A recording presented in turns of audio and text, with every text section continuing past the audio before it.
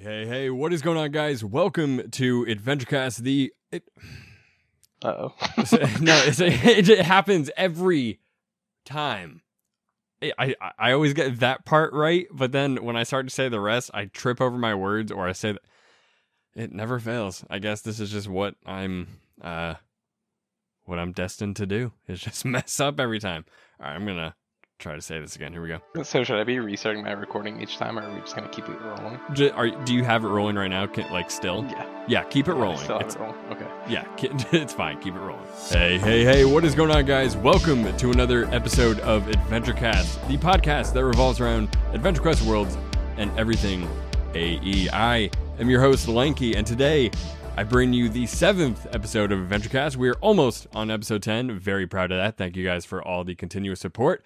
Today, I am doing an interview. And not only am I doing an interview, I am introducing you guys to someone that I think will be beneficial to this podcast. Someone that I think I will be able to have conversations with. And, rather than doing this alone, I can finally have someone to talk to, and the episodes will just be better that way. So I have a co-host now, if you guys did not know, which you guys didn't until you listened to this episode. But I'm interviewing my co-host today. We're going to ask him some questions and get to know this person. I sent out a tweet for you guys to send this person questions, and I don't think you guys knew that this person was going to be the co-host. You just thought I was going to interview this person, which I am, but there is something bigger planned there. So today I present to you Thrud. Thrud, how are you doing? I've just been listening to the intro. Your voice sounds really good. Thank you. A lot better than mine. But yeah, I just ate breakfast and I'm ready for the podcast. Oh, what'd you eat? Because I ate too. What did you eat? So I am trying to get myself in really good shape right now because I'm trying to join the Marines later.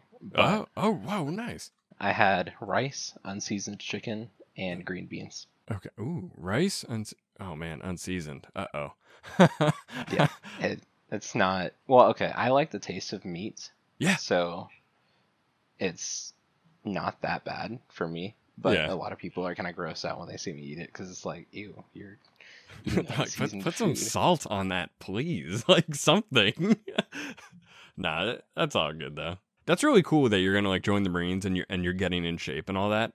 For me, and I respect that. But for me, I always say that I'm gonna get in shape. I'm like, you know what? I'm gonna do it, and I plan it out, but I can't commit to it. Thrud, I need help. You know what? It was really hard for me too, getting started. Yeah. It takes a while to get into the habit. And what really helped for me is having somebody do it with me. And right.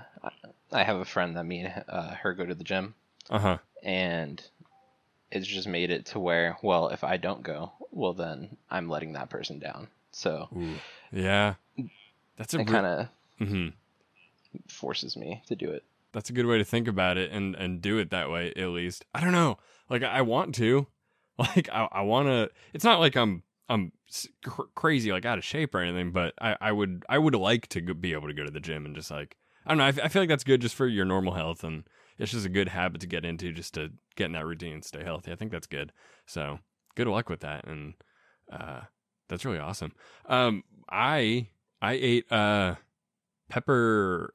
What's it called? Pepper beef. It's like noodles and then the meat, and it has pepperoncini peppers in it, and it makes this kind of liquid sauce inside it, and it's really good. It's good if you that sounds pretty good. It's delicious. It's good, and it's seasoned. So but it's really, yeah. I was thinking that. I was like, ooh, seasoning. Yeah, it was so much seasoning. It's good if you like it's not spicy, but if you like peppers, kind of it's good. But that's cool. Yeah, so I hope you guys are ready for this, because I am, and I hope you guys are excited to have another voice on this podcast, because I'll be honest with you, I am terrible at this game. I've been playing it forever, but I'm not good. I just enjoy playing it and stuff like that, but I'm no I don't know much about classes. Classes to me are just, oh, that was fun to use, but then there's people that are that understand them, and I'm not that guy. So it'll be cool to have someone else be able to talk about things like that and give me that kind of point of view that I can't offer, at least. I've been trying to break the game for about 2 years now. Right. That's always fun. Yeah. I enjoy that about games. It's always fun to like, that's what people, I apologize for cutting you off. I tend to do that a lot, but I don't mean to. So don't get mad at me. I like to say things because if I don't, I'll forget what I was going to say. But I enjoy breaking games as well. Like when Cyberpunk came out, everyone, well, not everyone, but a lot of people didn't like it, and I could see why. And they're like, "Oh, this game is so broken, it's so glitchy." But to me, that's fun. I think games are so much more fun when they break, and you kind of just sit there and let the game play itself. Yeah. I think that's fun. But continue. I did not mean to cut you off there. So there's different things that I've caused actual glitches to happen, or just making a class that shouldn't be broken completely like off the rails, doing stupid amounts of damage. Right. And so I've done a lot of experimenting with the classes themselves, Mm-hmm. and I think that's where I've gotten most of my knowledge of what's like good, what has potential, or what's just bad. You know? Gotcha. Yeah. And some things are bad now, but they were really good back in the day. But it's just power creep has made it to where some of those classes are not as good as their newer variants, which is okay in my opinion. Right. Have you ever thought of joining the bug testing team? I really wanted to, actually. Really? Yeah, that'd be cool. Yeah.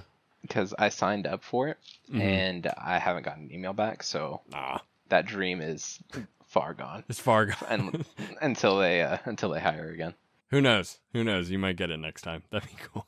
That would be actually really cool to be part of the team. Like your whole role is to break this. Like try to see what's wrong with this and make it not work so we can fix it.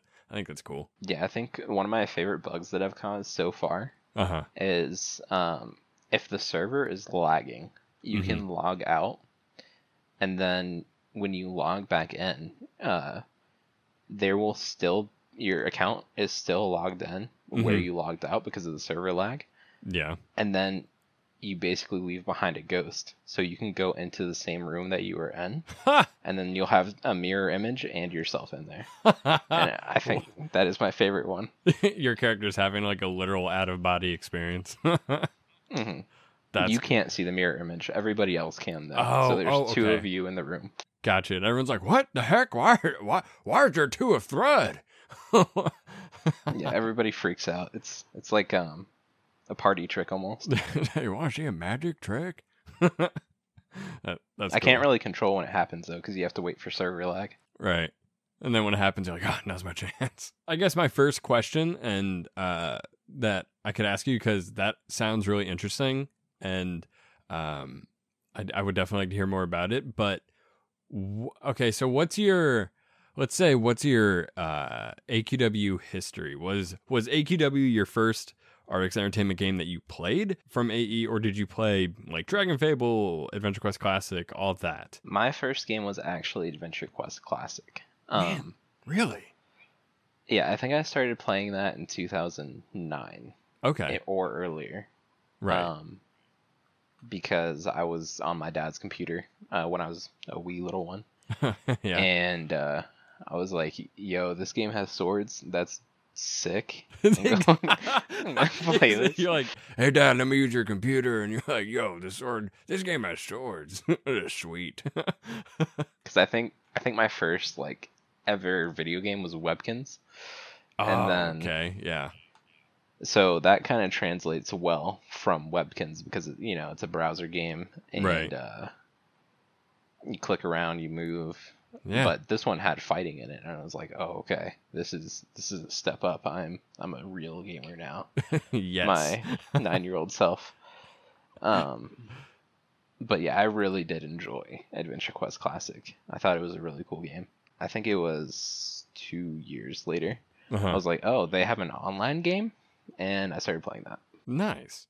It seems like a lot of people started out like not on AQW. It seems like they started out on Dragon Fable or Adventure Quest Classic and this and that. But I'm boring. Like I said, I started out on AQW, so it's like I wish I had kind of discovered those games first, and then saw like whoa, like or like saw like you did, like oh my god, they have an online game, or saw it when it came out, like whoa, now this I gotta try this, you know. But I just started out on AQW and never left. I've been here ever since, and I've tried to play the other ones. I just it's weird. Like I could get into them, but I haven't devoted that much time to trying to get into them and learn them. Just because I'm like I'm gonna go back on AQW. You know what I mean? Yeah, I get that. Yeah, I need to do that because I've heard a lot of good things, and I say this like every episode. I'm always like I need to try this. I need to play this, but I really do. But I don't know, something about AQW, something about that this game just keeps me around and keeps a lot of people around. Yeah, there are a lot of people that stay around, and there's a lot of factors that go into people staying around, because there are a lot of things to like about the game. Yeah, I agree. I said this in my last episode that it seems to happen like every single year that people are like, oh, I'm leaving, I'm quitting, this game's dying. But they always come back. Like, I don't know, if you try to, like, you say you're going to quit, and some people do, right? But most people just come back. But and that's what I mean by saying there's something about this game, and I can't like exactly put my finger on it, but people enjoy it, and something makes you one day be like, I'm gonna go check back on AQW again, and then here they are again, and they're playing until the next time they're like, okay, I'm done. But that's happening again right now. What do you think about that? Like, do you understand those people? Like, because there's some parts where I'm like, yeah, I mean, I could see why they wouldn't want to play this, and they have valid reasons to want to leave and be like, I don't want to do this anymore. But what do you think about that? Because that's kind of popping off right now. What's going on? So I've never said that I'm going to quit the game. It's something that I like actually enjoy doing. So there hasn't been that moment for me where I'm like, heck AE, I'm not gonna play this anymore. Yeah. But I completely understand where people can come from, or where people do come from, Right. Because there are games that I've played that I just don't enjoy anymore, and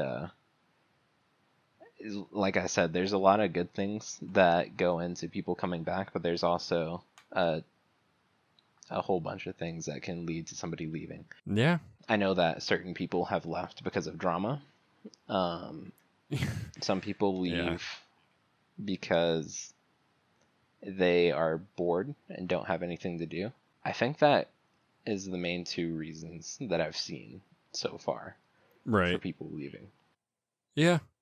I see that too. I don't know, like, I don't know. I'm kind of like you. Like, I've never ever said like, okay, I'm done. I quit. I'm never coming back. Never said that. Like, yeah, I've taken breaks, not intentionally, not on purpose. It happens. That's just happens in life, But yeah, I've never said that I'm gonna quit.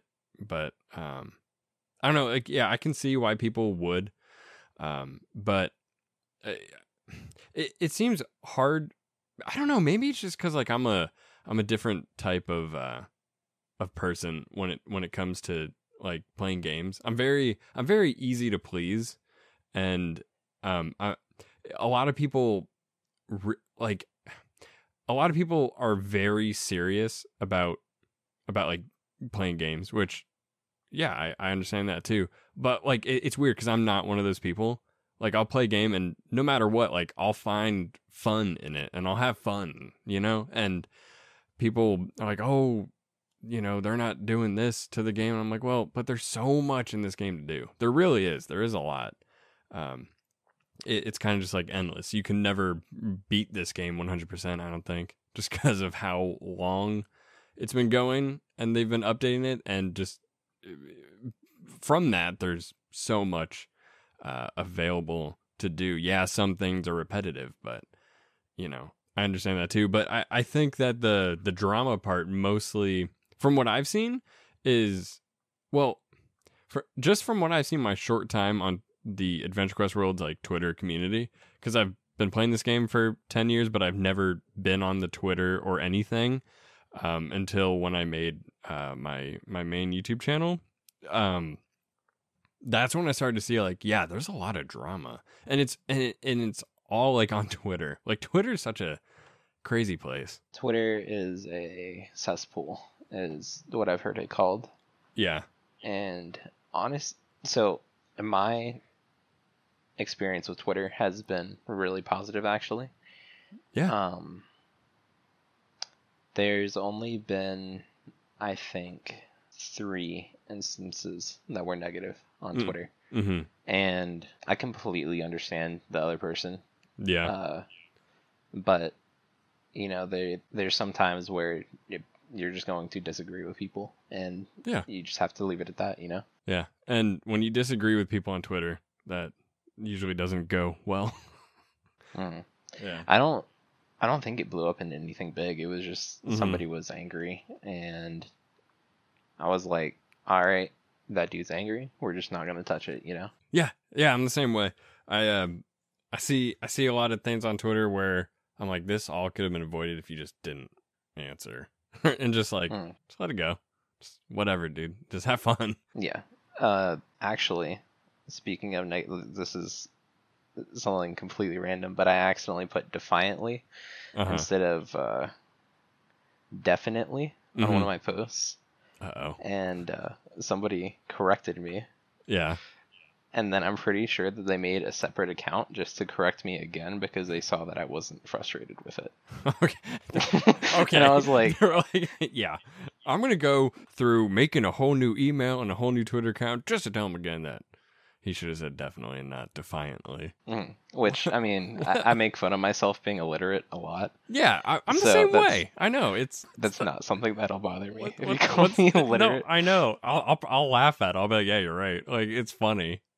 Like, but what's the point of making a whole nother account? Where do these people find time to do this? I don't understand. What's the point? I don't know. I think what the guy does, because I think his whole thing is just correcting people on that, because I think what he does is he just searches the word defiantly on Twitter and then sees who's posting it and then just reads through them and sees who does it wrong. Which, I mean, I think it's kind of funny, honestly. That is funny. But, yeah. That's hilarious. Yeah. Oh my God. It's a weird world on Twitter.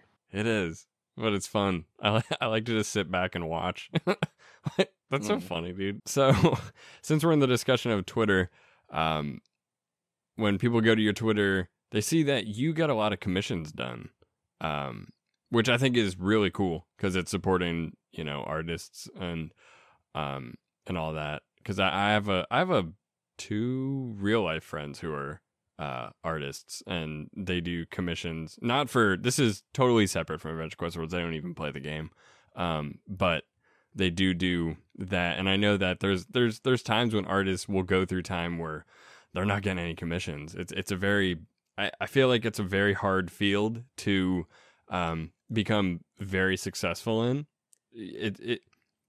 Which anything nowadays where you're kind of doing things online, it's always hard to get yourself out there and to get noticed so you can make this your stable business. But what got you into wanting people to commission for you? So the first ever one that I got was actually to spite one of my friends. Okay. Because I'm clearly a Legion fanboy. And, I love my Legion. friend is a Nation fanboy. Okay. So I see where this is going. What I did is I commissioned this guy to make an art piece, and I told him to put on one of the tombstones, "Rip Nation," and then put the date of the end of the war on there. Right. And yeah, that was actually what got me started on it. But I was like, oh, okay, this is actually really cool what this guy did, and I want more of it. Yeah. So that's actually how it got started. Is I was spiting my friend. I like that. That's funny. What did you like about the Legion? Because I also am a Legion fan, like a big Legion fan.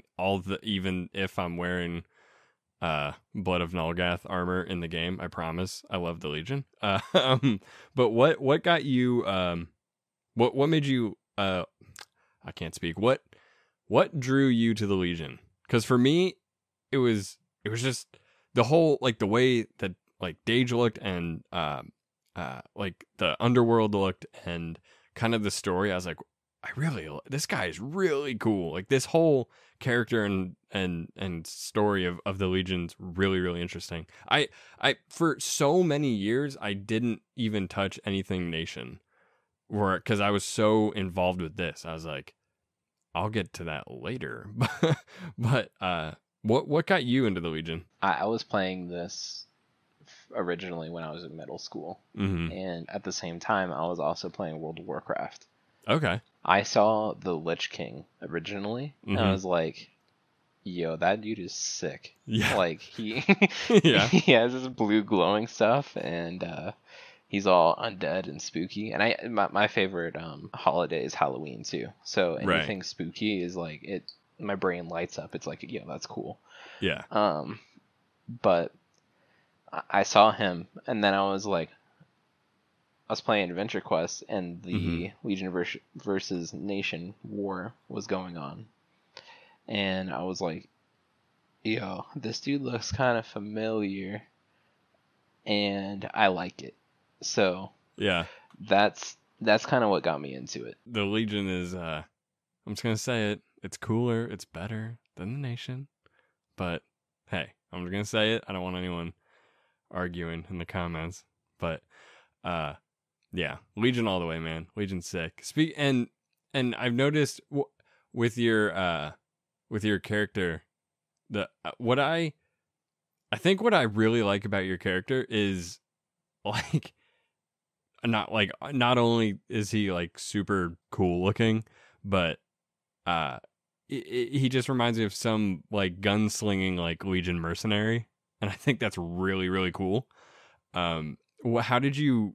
And correct me if I was wrong on that, but how did you come up with that? So I think it was when the hat came out, and I was like, okay, this hat is really cool. I'm gonna make a set with it. Yeah. Because that's usually how my set making gets started. Is I find an item that I like, and then I'm like, okay, I'm gonna build a set around said item. Yeah. And I think it was the hat that started it all. And that's cool. I was like, I took the hat, and I was matching armors with it, and I came to the armor. Yeah. And then I was like, this kind of looks like a gunslinger. Yeah. So then I went and got the guns.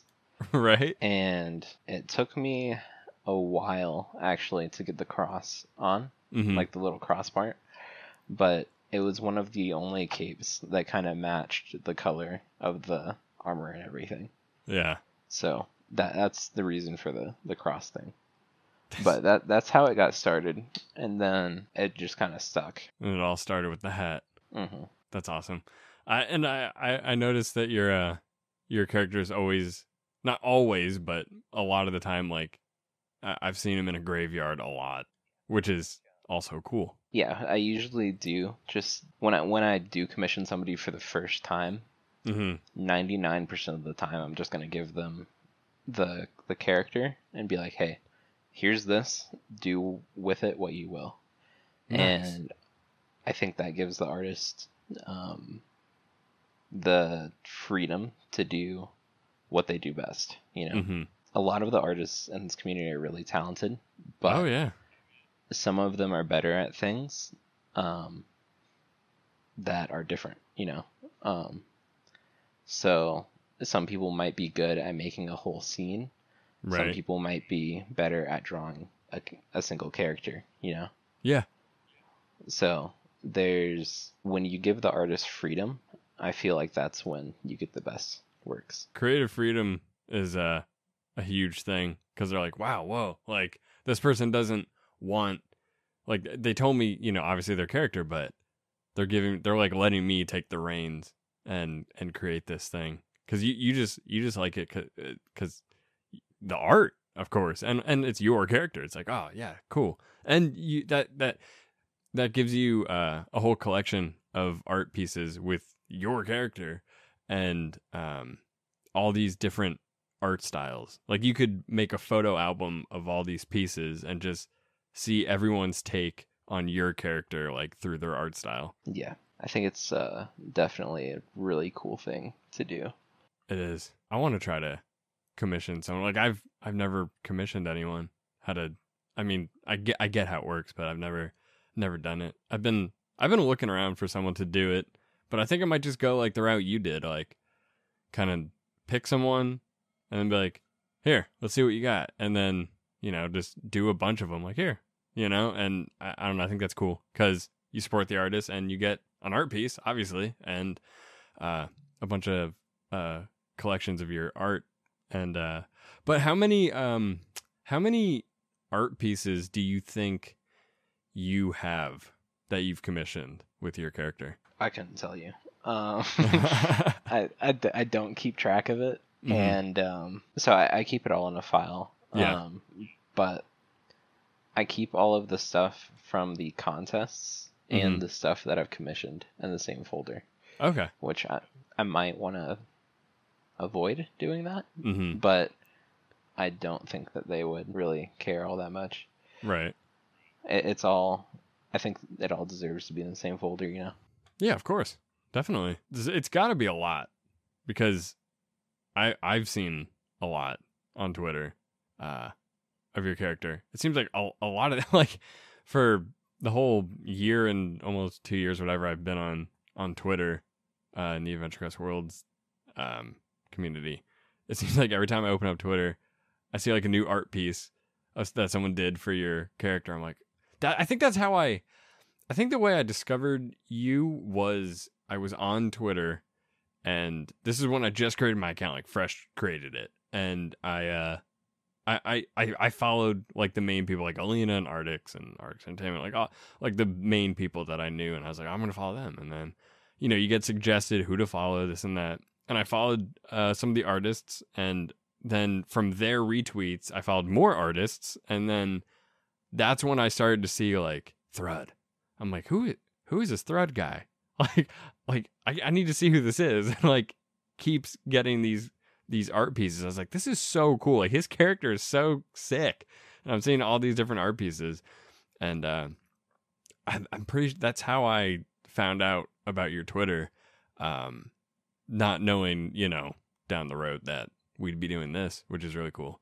But yeah, I'm super into like your character. I want to know like his story. Have you ever thought of that? Do you have like a story for your character at all, or is it Yeah, just like, oh, you do? Yeah, it's Okay. We're going to make a comic off of it, Nice. so I won't spoil anything. Yeah, no. Only tell us what you can. Don't spoil. But me and Alfred are working together with it. Beautiful. To make the first. We're gonna make it at least the first book. So I don't think we're gonna sell physical copies or anything. It might get to that point if it becomes popular. Right. But for right now, we're just planning on making the comic and doing everything digital. That's awesome. But if it does grow in popularity, obviously I'm going to keep it going. Yeah, But for if it's something that people aren't interested in, Yeah. then it's just going to be something that I do for fun, Yeah, definitely. That's cool. That's interesting. I hope it becomes popular. It seems like I also noticed that everyone always just has, like, I've never seen anyone be negative to you. I've just only ever seen good things. I mean, I've also have never seen you on Twitter just be mean or rude. You're very, very supportive of people and very like generous. Yeah, I've always just seen good things. So I think I people try will. Well, I yeah, try to be as professional as possible. of course. Because like I said, it would be awesome to work at AE. Oh, So it would. I try to keep everything professional so that if they're looking at me, Yeah. then it's not a negative view. Right. No, I agree with that. I mean, yeah, it would be cool. I've always wanted to work at AE ever since I started playing the game. I was like, that would be so cool to work here. And like, I mean, I don't know what I could contribute. Nothing really. I'm not artistic or anything. So I don't know how to code or program a game or anything. But it's cool to think like that would be a really cool job. Would be awesome. I actually did get into coding when I was in high school just because of this game. Really? Yeah. Yeah. I don't know if you're like this, but I'm the kind of person that like what I like to do is like video editing, like editing things, like photos, because that's what I do.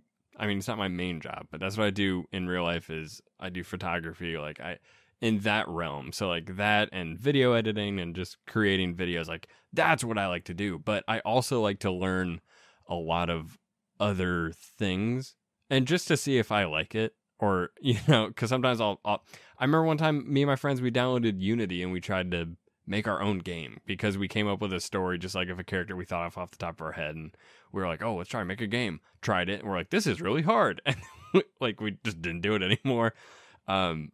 But I've looked at coding. I tried to make a website one time and I was like, never mind. Like this is hard. It is pretty hard. I've made a few games that were really bad, Yeah. but I Yeah. did make like just some like generic games that you see a lot of copies of. Like Yeah. I don't remember what the original game was called, but you have like a little slider at the bottom and you got the ball and it goes and hits the bricks. Oh, okay. Yeah. Yeah, I've made stuff like that, but I'm not that well versed in coding to where I could code something like Adventure Quest. Yeah. No. Yeah, it's hard.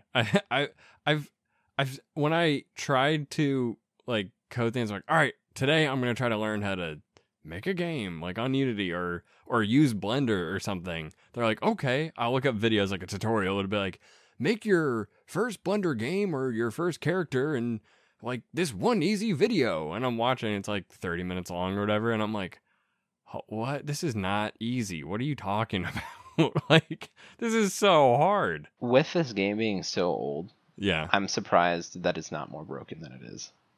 Yeah, that's a good point. Because there's what has it been like almost 13 years now? 12? Something like that. Yeah. I think it's going on to its 12th year. Usually with games, the older they get, the more broken they get. Right. And there aren't that many game-breaking bugs.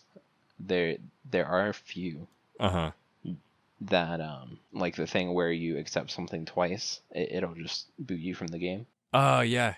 That I think that came around because people were accepting twice and then getting twice the reward for their farm. So I think that's how that came about. But that's really the only bug that I can think of that is like a harmful bug to the game. You would think that you made a good point that you're surprised this game isn't more broken for how old it is. Like, you think it would be. Like, I don't know much about Flash, obviously, but like the internals or anything. But you would think like, well, it's kind of common knowledge that Flash is like, it's not like something crazy, it's Flash. But you would think that with that being so old and Flash being dead and everything, that this game would probably be more broken, but it held up really, really well over the years. It can only get better, I think, like in terms of stability. Okay, so I'm not entirely sure what they are doing with the computer game. Mhm. Because I know that AQ 2D is a thing, or AQ Mobile. Yeah. But I don't know if they're going to change the word is escaping me now. What is it, an operating system? Is Flash an operating system? I don't know. People are probably like, no, like people are probably at their computers like, what do you mean? Like, no, I think operating system, I think it would be like Windows, and Linux, I think, is an operating system. Flash, I think, is just a, They call it a multimedia software platform. okay. All right. If they change the program that okay, I don't know if they're planning to change the program that Adventure Quest runs on the computer or not. Okay. I Because see. they talk about AQ Mobile, but I haven't seen as much talk about changing. Oh, it's an engine. There we go. I think. Yeah, but they haven't talked much about changing it off of Flash on the computer. Okay. So that's one of the things that I'm kind of concerned about. All right. Because with Flash not being supported anymore, Yeah. that means that newer computers won't come with it, you know? No, yeah, you're right. That's a good point. Because I said it could get better, but if Flash ceases to exist like it has, there isn't anything to make it better for Flash because it's non-existent anymore or supported. With them putting it onto another medium, Yeah. that is, I think, really beneficial. Mm-hmm. But I also do hope that they do change it on the computer as well. You know, get it off of Flash, put it onto something else, so that they can do more with it. You know. Yeah, definitely. I wonder. This isn't my world. Like, but I wonder what they could put it on instead of Flash. You know, like what could they do to do that to make it better so they can keep making it better and improve it? It is a question that I would like an answer for. Maybe someone can answer that. I don't know. Like, what if you had like Adventure Quest Worlds? This is your game, and Flash is like, oh well, Flash isn't supported anymore. It's like, well, oh no, how am I supposed to make it better? What could I take it and put it on and still keep that style, that Flash style, but it's not technically Flash, I guess. I mean, I think they're doing a pretty good job with AQ Mobile, and I don't know if whatever it is they're running on the phones, can be run on the computer. So, right. Honestly, I don't know. Arx may have mentioned it on his Twitter, but my memory doesn't contain every single Twitter post. Well, yeah. Ever. So I can't remember if he said it or not. It seems obviously compared to other game engines or whatever Flash, I guess. Yeah, it's like a game engine, or well, I mean they use it as a game. I don't know. I have no idea, but compared to other ones, like it's the simpler of all of them. So I wonder if they could go in and see how it is and kind of that this might be very unrealistic or asking too much, but like kind of code their own engine basically to run the game. You know what I mean? So I do know that there have been companies that have done that in the past. I don't think that I think they were much larger than RX Entertainment though. Yeah, I can think of one is are you familiar with the game Metal Gear Solid? Yes. Okay. So Hideo Kojima, the creator of that game, worked for Konami, and they were putting out the Metal Gear Solid games, and he basically, I forget what happened. He ended up leaving Konami. Something happened. I don't know the full story off the top of my head. I'd have to do my research, but basically he left and then created his own game engine I think it's called the Fox engine. He created his own engine, and that's when he released like Metal Gear Solid, Ground Zeroes, and Phantom Pain, like on his own game engine. He basically left and was like, okay, well, I want to keep making these games. People want them. I want to continue the story. Boop, boop, boop. Code my own. Here it is. You know what I mean? So I wonder if they could do something like that. It would definitely take time. Oh, for sure. But I wonder if that's possible. I don't see how it couldn't be, but then again, like I said, I'm a layman when it comes to this. So, Speaking of time, actually, mm-hmm. a lot of people seem to be very frustrated with the amount of time it is taking for Adventure Quest 2D to come out. Yeah. But I don't think that they take into account that a lot of companies are silent about what they're doing, you know? Right. Like, you won't really know about other companies' projects until they're almost done, you know? Yeah, that's true. Whereas I feel like RX Entertainment is a lot more open with what they're doing. So Very transparent. Yeah. I think that kind of is a double-edged sword for them. And Yeah. I understand both sides because people aren't used to that, you know? People aren't used to companies being open with what they're doing.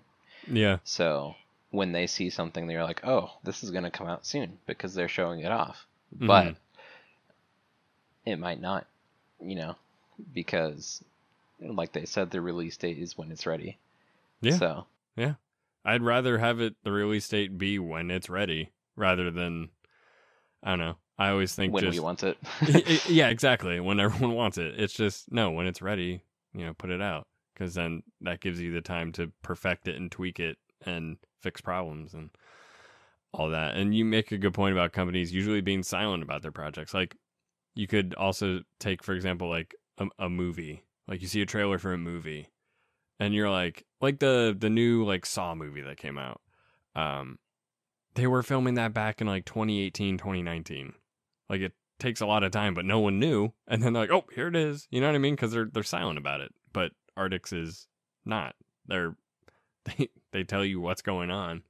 I don't know. People are very, and I see their points, and I see why they say the things they say. But I also I was never one of those people. But I had my kind of like discrepancies with the game and stuff like that. But Alina kind of like spelled it out for me when I released the first episode of this podcast, and we were going back and forth on Twitter, and I made me take a lot of things into consideration that for some reason I never crossed my mind, but they were so simple. I was like, well, wait, well, yeah, that, of course, you know what I mean? It's like this isn't like a humongous AAA game studio. It's a very small, independent, like player funded thing. Like, it's not like they have 200 people on their roster. It's not like they have like 50 different coders and animators work. You know what I mean? It's like, it's a small thing, and they release every single week for 13 years consistently. There's no other game that I can think of that does that.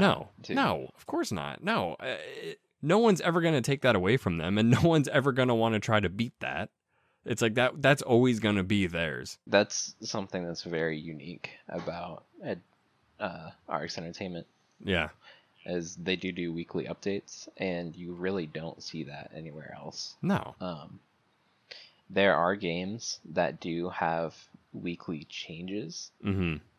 Like, for example, yeah, I do play a lot of Destiny, but they have their big update, and then they kind of separate the big update to where it updates slowly throughout the week. But sometimes the updates like aren't actually anything new. It's like, well, we're going to put this event back so that you can play this, but nothing new is coming out, Right, yeah. They actually, I mean, even now, like recently, they've been doing the daily updates, which that is absolutely unheard of.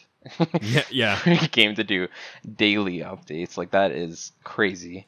You guys got to be on it like literally 24/7. Yeah. So, especially with a smaller company, Yeah, there's just a lot that people need to take into consideration with this. Like, yes, I understand what these people are saying, and some of the stuff I agree with, but you also, upon agreeing on that, you also have to say, well, think about this though. It's like, come on, like it's not. I don't know. It's cut them some slack. Like, And if they make a mistake, yeah, people make mistakes. It happens. It's human nature. It happens. But people seem like when you make a mistake, people seem to hold you to that forever. And I don't know. It gets annoying, kind of. It's like, man, but think about this. Like, think about what they're giving you. You know what I mean? They do a lot, and I feel like some people don't see that. Also, to talk on people not appreciating things. Yeah. I've noticed that a lot of the people that don't actually appreciate the things are the people that bought. And I think there is a reason for that. Because me personally, I did not bot through any of the farming. Right. So when I look at this, when I look at Legion Revenant, there's like, I have the memories of farming that and how annoying it was at times. Right. And just the amount of time that went into it, you know? Yeah. So when I look at the item, I kind of have an appreciation for it. Yeah, exactly. Because you worked for it. You know what it took to get that. You can't appreciate something that you just flip on a program and go to bed and wake up. You know? Like, you know? Oh, I got Legion Revenant. Yeah, I have it. But you don't sit there and look at it in your inventory and be like, I did that. You know what I mean? I hate to admit this, but I did do a lot of the farming while I was at work. Right. Yeah. So I couldn't, my job doesn't require a lot of attention. So I do have moments where I can farm on here while still doing my job. Yeah, why not? If you can do it and not get in trouble for it, why not? It took me, I think, about 3 or 4 weeks though. Yeah. Of doing it at my job and at home to get it. And people come in and they start complaining about it, and it's like, well, that kind of makes me think that you didn't actually play the game, you know? Because they don't have the appreciation for it. Right. Do we want to start on the questions now? Yeah, we can start on the questions. Let me open up Twitter really quick. I sent out a tweet. I said, hey guys, I need your help. I'm recording episode 7 on Tuesday with Thrud. I don't know why every time I say your name, I'm like Thrud, or I'm like Thrud. I don't know why. Hope you don't mind that. I have fun sometimes. I don't know. Like, what questions do you have for him, and what topics would you like us to touch on? And scrolling down, King Atlan asks, what was the inspiration behind your OC? And he says in parentheses, from the set we commonly see in his commissioned pieces. And why does he like that particular theme in comparison to others? So we did kind of touch on this earlier. Yeah. It all started with the hat. But the hat that changed the world. Yeah, there is a reason that I do stick with it, and it does look. I do think it does look really cool. But it does. Part of it is my grandpa died during, right before the whole COVID thing happened. Oh, sorry to hear that. And he was, to put it into the best describing words, is he was like an actual cowboy. So really? Oh, that's cool. Yeah, I'm trying to. He kind of raised me a little bit. I learned a lot of how to be. I don't think that I'm the best man out there, but right. I did learn about how to be at least a good man. Of course. From him. Yeah, that's good. You need that. I do respect him a lot, and it's well, he was a cowboy. I'll be a cowboy too. You know. Right. That's awesome. It's almost like you're carrying a piece of him with you. I have his ammunition belt actually right next to me. So man, you weren't kidding. That's so. He had a bandolier. Yeah, it's in my closet. That is super cool. That's a good answer. I'm sorry. I mean, I'm sorry to hear about his passing, but I like that. That was a good answer. I think he passed in a way that he would have wanted to, and it was his time. He worked himself to death. He was a hardworking man, and I think that his death reflected that and showed that, he did what he wanted to do all the way to the end, which was work his butt off. Right. I can relate to that whole thing. Not the cowboy part, but that's cool though. But no, I can relate to that. I've never said this on the podcast, and I never said it in any of my videos, but there's a while on my main channel that I didn't upload because my dad actually passed away in December. And I wasn't focused on this at all. I was like dealing with all that. But I can relate to having a figure teach you how to be like a good man. And I'm the same way. I don't think I'm the best, I'm the best man out there. But taught me a lot on how to be a good stand-up guy and like just a good, responsible, good man and all that. So I can, that kind of, that resonated with me. I definitely related to that a lot. Yeah, I think 90% of us guys do have that interaction with somebody where it's like, this guy's a good guy. I'm going to try to be more like him, Of course.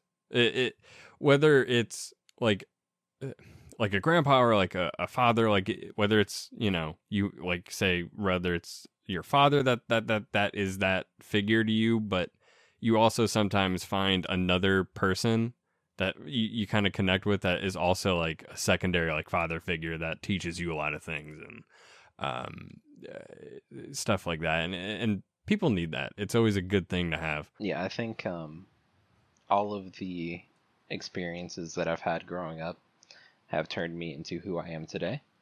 Right. And that's a very, you hear that a lot, but you kind of realize it when looking. I do dwell in the past a lot. Right. So that's something that I kind of see. It's like, well, all of this happened, so now I am Thrud of today, Gotcha. Yeah. My dad was also the same way. He worked until the day he was gone, like worked himself. And I also learned a lot from that too. Like always be working to provide for yourself, family, everything else. And I don't know. That was a really good answer. I don't know. That was good for me. I relate to that. So that's really cool. Next question from CDE. CDE asks, Thrud's OC has been conceived for a while now, and he does constantly, man, I cannot talk, constantly don the set. As with many of us players, we have our own set combinations to call our own, but we still grow tired of them over time. So my question to Thrud is, do you grow weary of your set after spending this long with it? No. And I do put on the most recent thing to come out if I do like it, because I try to advertise for the game kind of by being in Yulgar. But I do put on whatever's new for a few days, and then I always just go back to my main set after I feel like people are like, oh, where did you get that? I'm like, well, you get it here. But once people stop asking that, then I kind of put back on my main set. I don't grow tired of it. I think it is my favorite set so far that I've made. Once you kind of create something that you just like so much, I was that same way with the original Darkcaster. I wore that for years and years and years. That was like everybody my set. Loves the original Darkcaster. It's so good. That was like my set. It was that, and then I always had Dark Side class with it. So that was like my thing. And then yeah, so I know what you mean by that. It's like you'll wear something new and I'll be like, oh, this is cool. But then I'm like, okay, time to go back to this. Cause yeah, I don't know. I like that. Actually, Dark Side. I was listening to your last video. Yeah. Or podcast. And I was like, oh, he was one of the like you said, people are like, oh, he had Darkseid originally. He's really cool. I was like, I didn't get it. Darkseid. I actually sold the cheeseburger. No. To Thrud, no. I sold the cheeseburger to make space in my inventory back in the day.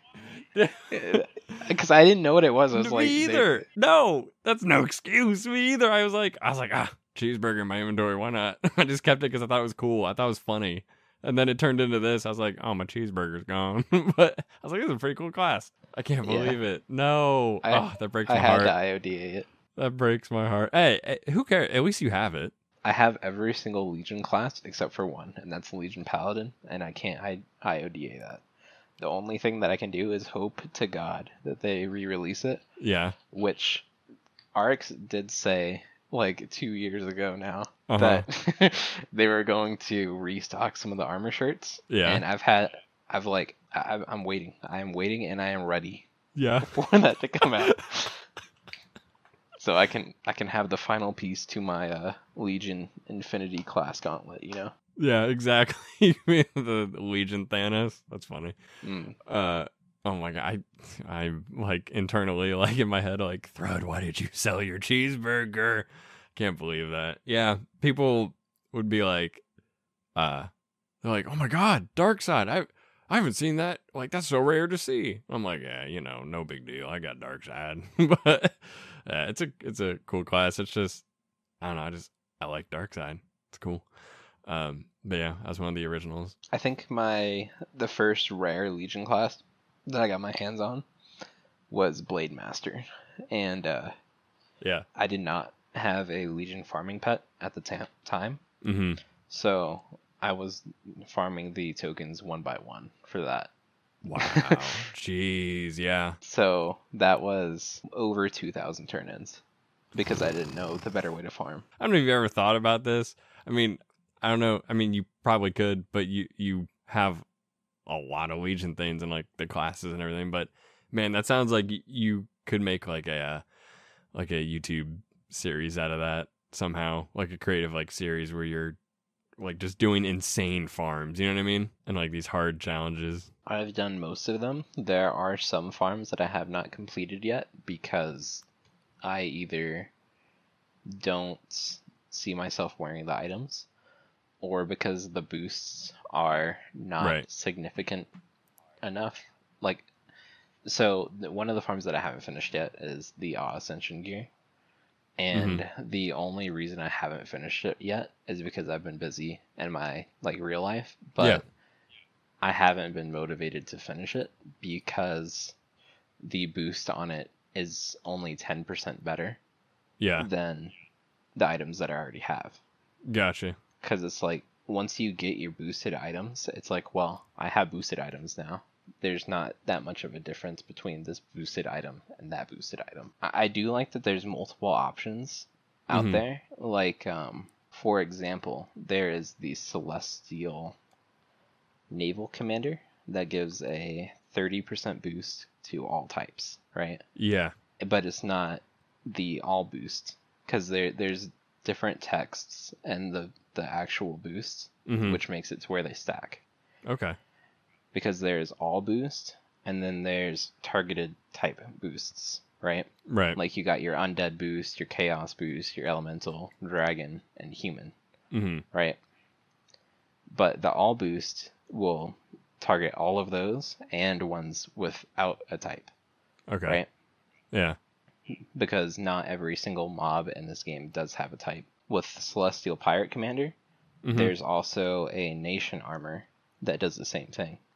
Oh, really? Which is Archfiend Death Lord, I think, is the name. And I think that it has the same exact boost. There are options that you do have when getting boosted items, and I think that's cool. It also makes it to where there's not really a reason for me to farm the other variant, you know? Yeah. Unless I get that. Unless you like it. It just comes down to that point, do I like this more than the other? Our next question on Twitter comes from Nutty Pie. I read this question and I was like, this is a very interesting question. So answer this to the best of your abilities. They start off by saying Thrud's the best. So Thrud, you are the best. Ask if Hero Mart's collaboration with MIT and NASA to build life-size talking toy robots of Captain Rhubarb, voiced by Antonio Banderas, that can perform dance and kneel emote on command, as a thank you gift to all the whales with 1 million ACs in their AE portfolio, is the best thing since white bread. So he actually posted about this a while ago, tagging a lot of the people who do giveaways, right? Wait, this doesn't make any sense to me. Except Antonio Banderas. That's pretty cool. I like Antonio Banderas, but So I think what he's trying to say is that he wants Huramart to make like actual like androids of Captain Rhubarb. Okay. Like, okay. The closest thing that they have to that so far is the action figures. I don't think that that's an appropriate jump to make. Right. Right. Like I don't going straight to Captain Rhubarb androids, and then who knows? Like Captain Rhubarb himself is a code monkey, like I like to call him. Like he knows. I think he is their coder for. I think he started on Adventure Quest. Is where he started. But will that be reflected in the robots? Will they know how to code? Right. And then going from there, will they be able to change their own code? Because then that will give them like freedom of will. So then, yeah. I think potentially Captain Rhubarb robots could take over the world. Could take so over. I don't know. I don't know if that's actually a good idea. Because of that reason.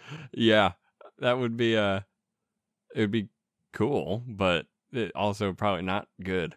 I don't think I actually do have 1,000,000 ACs. I don't think I have the badge for it. I don't have 1,000,000 ACs either, and I don't think AE could afford to have Antonio Banderas voice these Captain Rhubarb androids. I think that is realistic, actually. I think that that one part of it is realistic. that's the most realistic part out of this whole thing.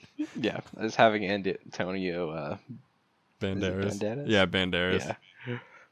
Voice something for them. I think that is the most realistic thing you can get out of this. Yeah, that is probably the thing that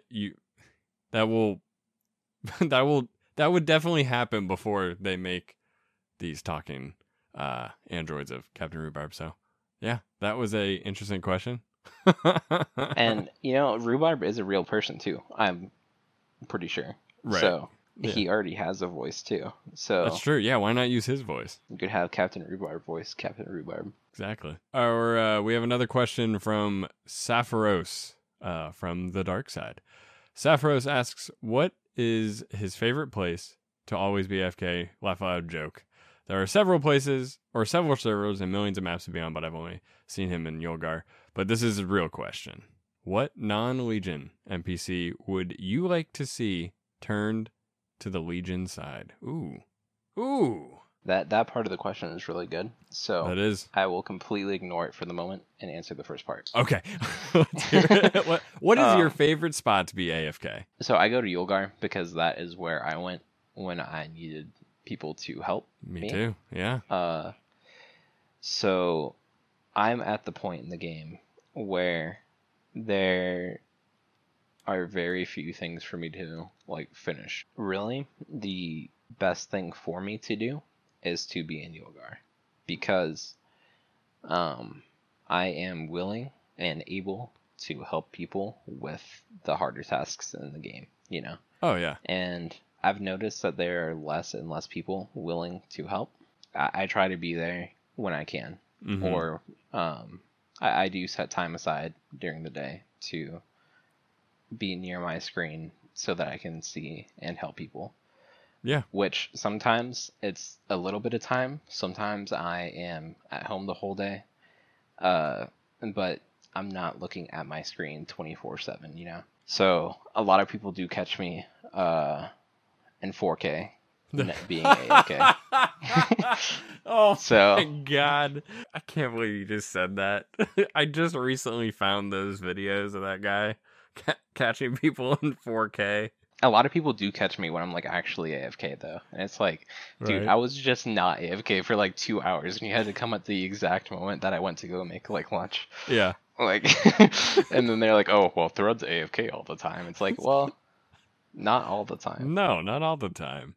I know. I also go to, that was really funny. I also go to Yolgar and, it happens to go AFK sometimes. So sometimes I'm not AFK.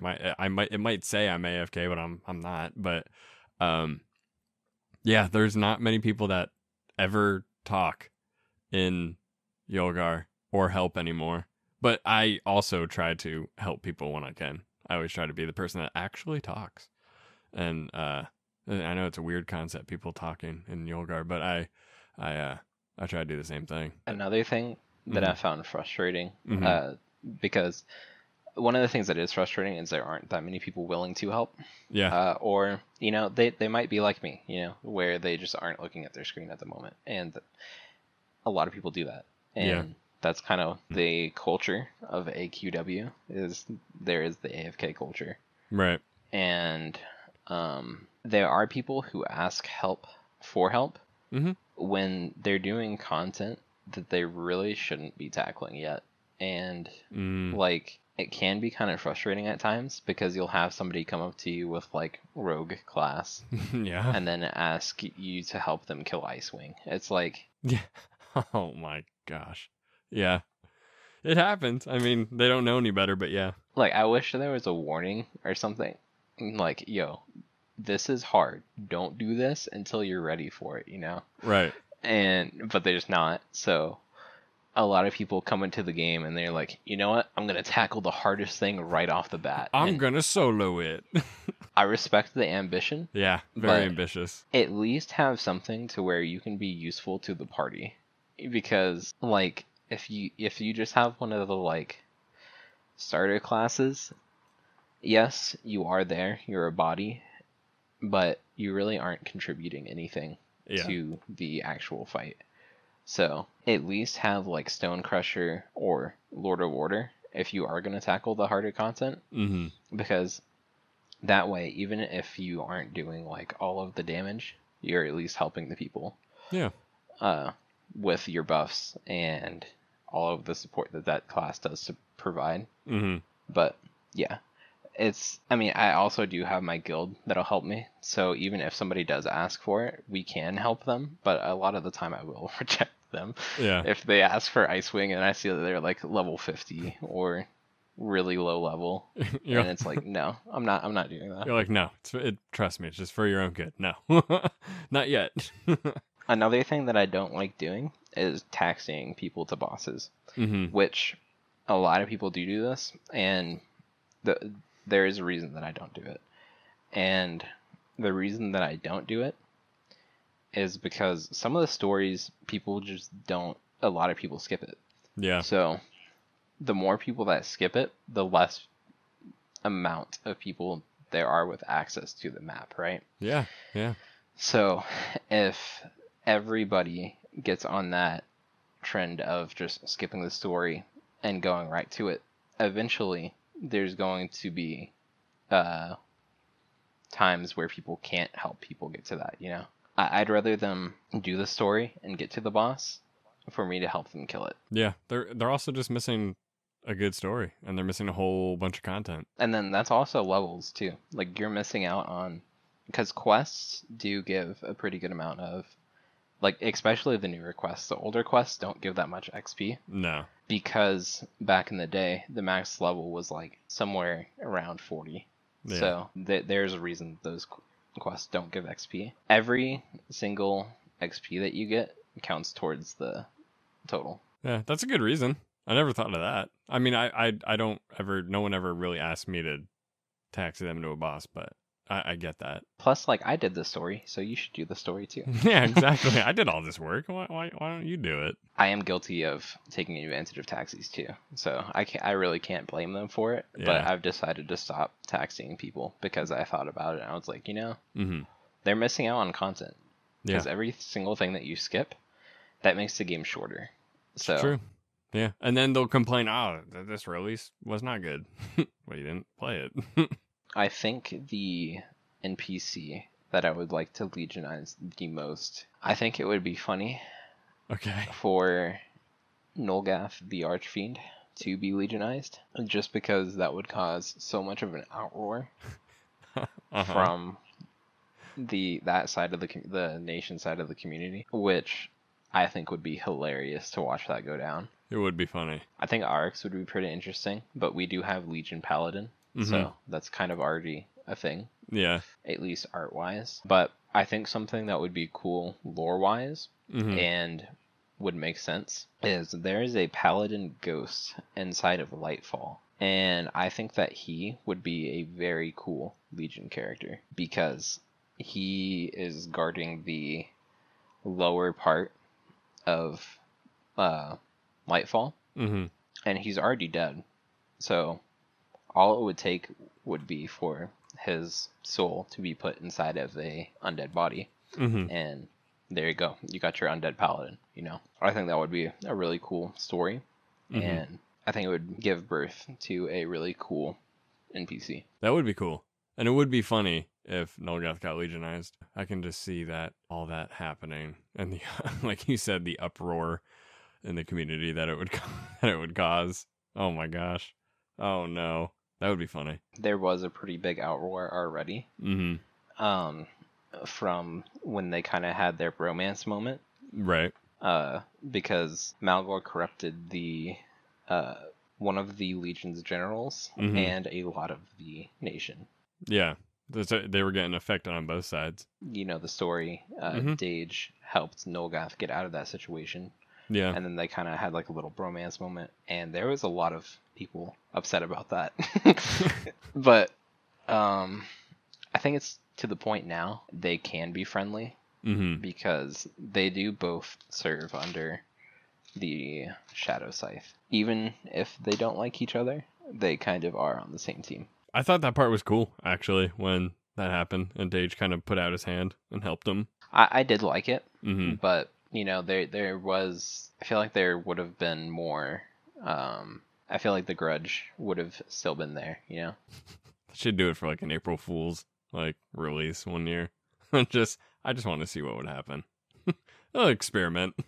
Kind of like not Mirror Realm, but Right. the backside of the mirror maybe. All right, Thread. Now, this question, I had to answer this question the last episode.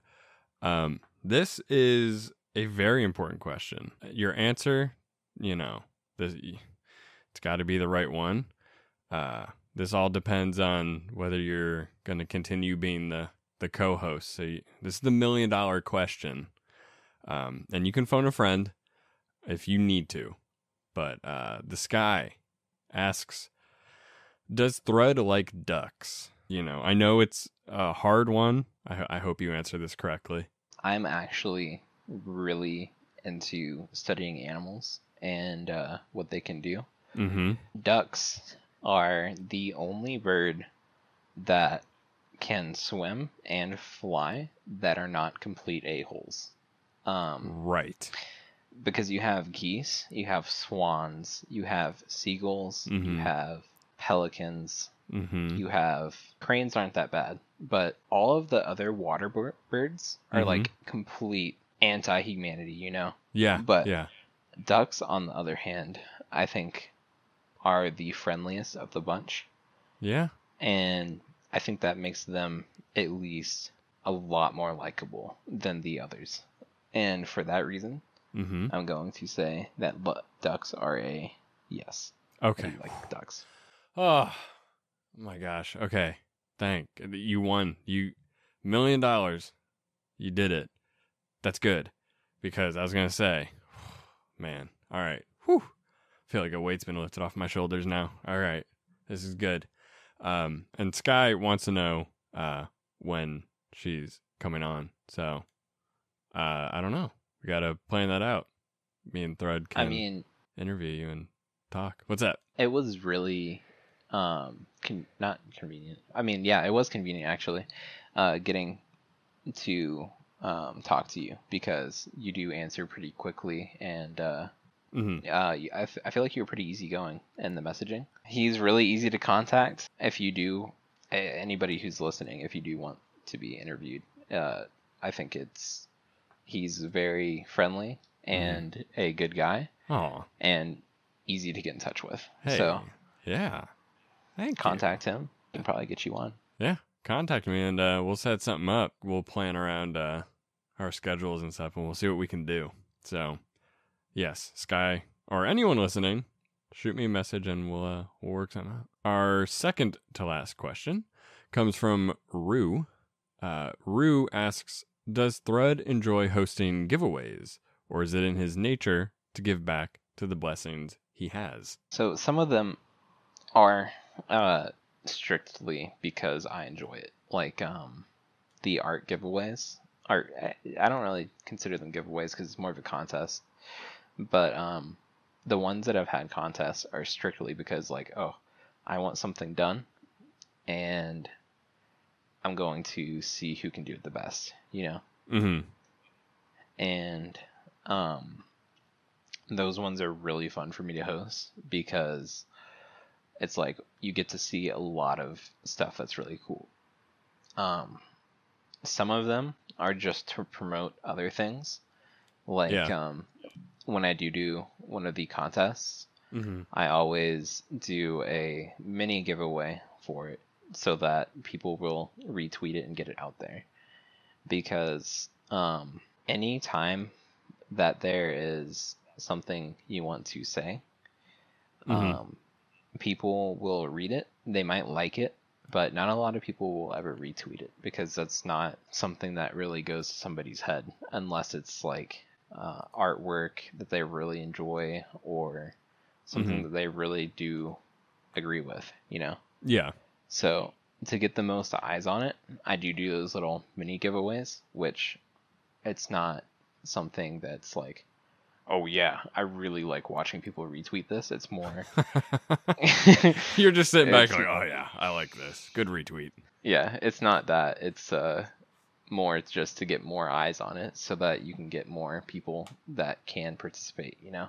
Right, of course. One of the ones that was kind of sketchy hosting Uh-huh. was I wanted to promote people helping other people Mm-hmm. in game. So Mm-hmm. I was like, you know, just take a screenshot of you helping somebody. But you know, those screenshots can always be faked. So Yeah. that was kind of risky, and we kind of had to look at some of them and be like, well, are we going to let this be an entry, or are we going to have to say something about it? You Right. know, like get a fuller picture, get something in the chat. But yeah, most of them have been really fun. There was one where I stayed on for like 24 hours. Like I stayed online for 24 hours, Whoa. and I had people just come in and take a picture with me, and we would chat for a little bit. Yeah. That one was really fun. Yeah. A That's cool. Yeah, you get to interact with the community. lot of them are really enjoyable to do. I've never hosted any sort of giveaway. What's that like? Like, how do you, I don't even know how you go about doing that, really.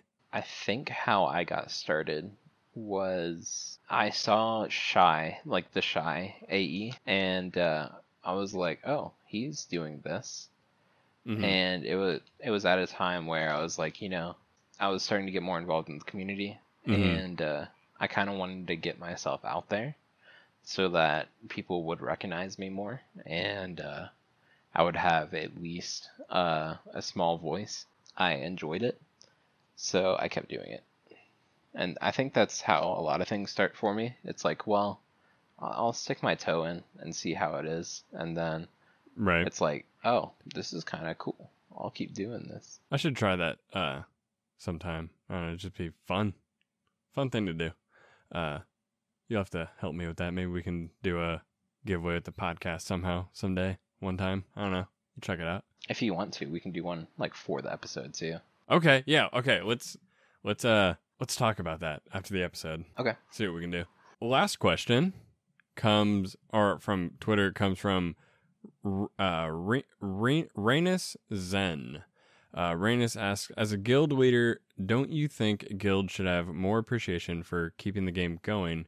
And what could AE improve in game for the guilds? I think something really simple that they could do, like that would be very easy, would just be to have either a daily quest or a weekly quest for the guild to complete.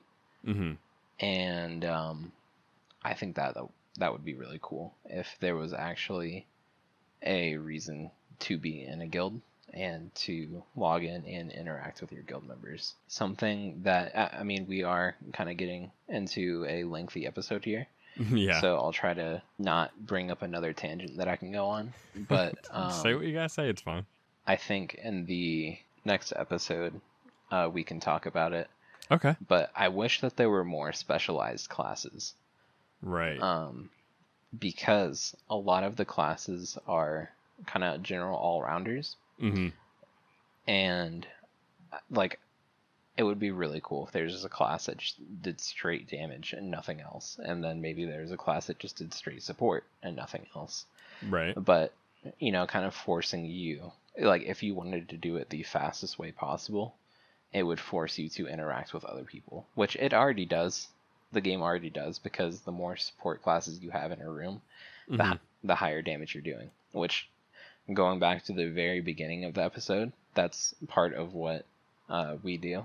Yeah. When trying to break the game, is seeing how hard we can get a class to hit with as many people in the room as we can get in there, Yeah. Like, for example, we took Paladin High Lord, me and my guild members, and we got all of us into a party. Yeah. And all of them put on support classes while I had Paladin High Lord on. Yeah. And I was doing like calendar class level, like levels of damage Yeah. to the boss, because of all of the supports that I had on me, and then plus Paladin High Lord and Doom Knight Overlord. They both get bonuses for how many people you have in a party. So all right. The damage output was insane. There are very few classes that can get to that point of damage. Right. But yeah, that's insane. there are things that you can do with your guild to make it a fun place to be. But I've actually been thinking about this myself and thinking about hosting my guild, hosting it. Yeah. But getting all of the guilds that focus on helping other players and getting them all into a Discord. And a Discord can be a very weird place. Yeah. Because it's not, AE doesn't control that. No. So there would have to be a lot of things in place to make sure that it was something that AE would look at and be like, okay, yeah, this is good. You guys did a good job. Yeah, like something that they could put their support behind, that they could, yeah. Because, Adventure Quest is E10, I think. Yeah, I believe so. Which means anybody 10 and up can play this game. So you kind of have to keep that in mind when doing anything that you want the entire community to be a part of. Because, there are going to be kids playing this. So right. There would have to be yeah, things in place to make sure that things don't go on that could disturb that. Yeah, it would take a lot of work, and I am off work for a while because of summer. Yeah. But that's something that I think I want to tackle and get done before I get deployed to leave for the military. Right. Yeah, you should definitely get on that and do that. I'll try to help you as much as I can. I mean, I just kind of started my Discord, and I don't know. I'm still learning it myself. There is one player that I know of that is really well versed in Discord. Good. And I'm thinking about talking to them because yeah, they have their own Discord, but I would definitely have to get with somebody who knows more about Discord than I do. Yeah. To have all of that set up. I think that'd be good and beneficial to the community. I think AE could get behind that. Because you're right, Discord is a weird place. And, I mean, Twitter can be too, but, and the game is a family-friendly game, and there's going to be younger people around, that was like one thing I made in my Discord, like, kind of, I try to keep the podcast and the Discord like family friendly, like no crazy like swearing and all that, because there's no point in it really. It doesn't contribute much to the conversation, and that's just a decision I decided to make on my own for this. But yeah, I know what you mean by that. A guild's worth is really what the guild members do to make the guild worth being in, And a lot of it does come down to the leader and how they want to run their guild. Yeah. Because at the end of the day, they are the person who does have the final say on everything, Yeah. Because if they wanted to, they could disband the guild whenever they want. Yeah, they could easily just shut it down. Me, with my guild personally, I do I do talk to my officers and my other members a lot about what they want to do with the guild. And we did have some ideas. And I think we did have a pretty good thing set up.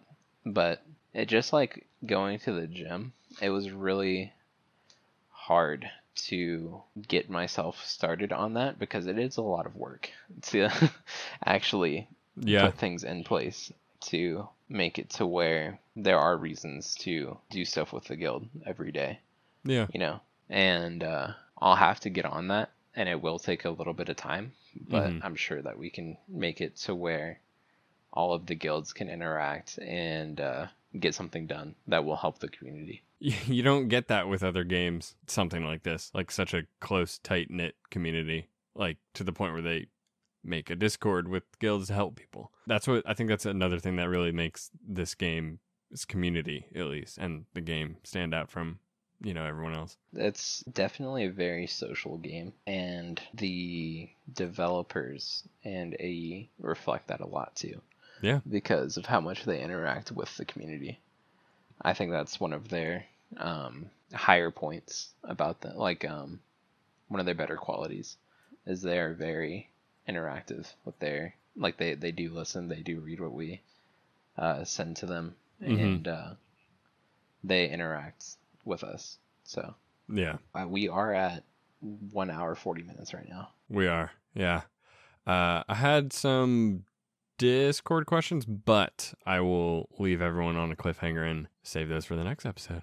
Awesome. Yeah. Leave people hanging a little bit. Give them a reason to tune in. Yeah, exactly. Give them a reason to tune in for next week. Alrighty, everyone. That was episode 7 of AdventureCast. We're doing good. We're building something. I always try to thank my Discord members for sticking around and all the new people joining and all the new followers on Twitter, on the AdventureCast Twitter, and I really appreciate everyone's support, and I appreciate you, Thread, taking the time to reach out and want to kind of, I don't know if you've ever done something like this, but kind of go out of your comfort zone maybe, or your element, and try something new.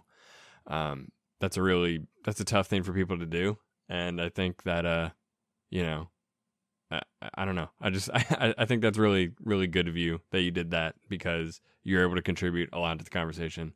And I really enjoyed talking to you, and I really enjoyed having you on. And, I'm happy to call you the co-host of this podcast.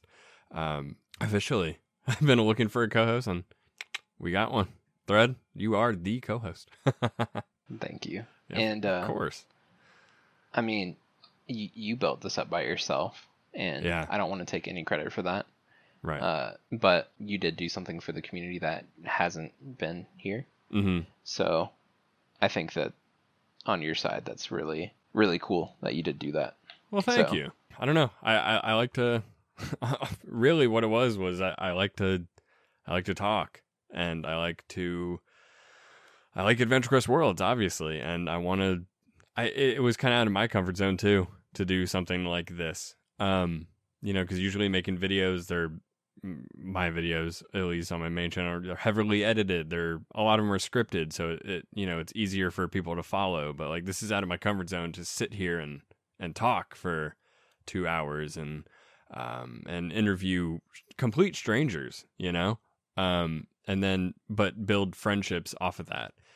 And I looked at the community, and I didn't see anything like this, and I wanted to try something new. I was looking for something new to do, because I was kind of losing kind of a creative, I don't know, I was just running out of ideas and want to make videos kind of. So I was like, I'm gonna try something totally new that I'm not used to doing, and just throw it out into the community and see what people say about it. And people liked it. So, and I'm happy about that, because I really enjoy doing this. I just wanted a way to help the community and contribute in some way, at least, even if it's not physically helping people or, contributing to the game, but I wanted to put in I wanted to be able to look back one day and be like, I did this. I contributed my part to the community, I think. So I decided to do this, and here we are. Here we are, episode 7. Yeah, I think you did a really good job at Thank you. Building this up to where you can keep it going. That was another thing. It's easy for me to stick to this, like upload every Saturday morning, and it gives people something to look forward to, and I'm glad I can provide that. But now I can say I'm glad that we can provide that. I'm glad to have you on board and to continue this journey and see where it goes. I'm excited. It's going to be a fun time. Yeah, I'm excited to see what the future holds. Alrighty, guys. Thank you all for listening, whether you are listening on YouTube, Apple Podcasts, Spotify, you know the whole deal. So thank you guys for listening. Everyone in my Discord, thank you. Thank you for all the new members, all the new followers and all that, new subscribers, and everyone commenting and interacting with the video. If you guys want to, you can follow me on my main Twitter at LankyAQW, and you can also follow the AdventureCast Twitter at AC Live Podcast, and I will put the invite link to the Discord in the description and tweet it out. I don't have like a custom link, so I kind of have to always put out a new link every couple days because it expires in like 5 or 6 days or something like that. So I if you ever catch one of those tweets, whoever's listening, you want to join the Discord, come on in and join. But Thread, what do you want to plug? You guys can follow me on Twitter as well. Like I said earlier in the video, we probably will do a giveaway either to promote the Alliance of Guilds or to promote the podcast itself. Yeah. So look forward to that. You can follow me. I will probably be the one doing that side, at least, of the giveaway. You're very familiar with that. I'll try to do as much as I can, but I always like to let people that know how to do things better than me take the reins because I know they'll get it done. Yeah, so you can follow me at Thread10. Have a good one, and we'll see you next week, I guess. All right, guys. See you in the next one. Peace.